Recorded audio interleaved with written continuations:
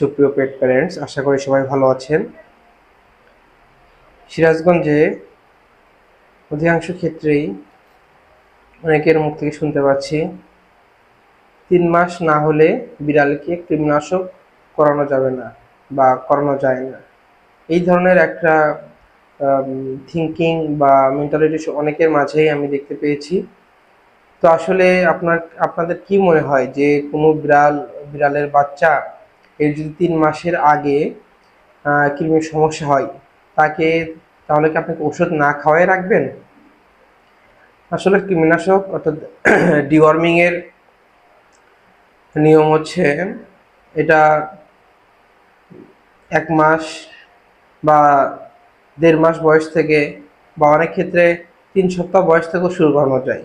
এটা কন্ডিশন অনুসারে 3 মাস শুরু এবং কিটানের ক্ষেত্রে ডিওয়ার্মিং এর নিয়মটা একটু আলাদা অ্যাডাল্ট বিড়ালের থেকে। অ্যাডাল্ট বিড়ালে আমরা প্রত্যেক 3 মাস পর পর কীটনাশক করে থাকি, কিন্তু কিটানের ক্ষেত্রে কখনো 2 সপ্তাহ অন্তর, কখনো 3 সপ্তাহ অন্তর বা 4 সপ্তাহ অন্তর এভাবে একটা নির্দিষ্ট গ্যাপ দিয়ে দিয়ে ডিওয়ার্মিং করাতে হয়।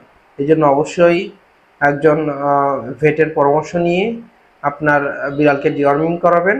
ধন্যবাদ সবাইকে।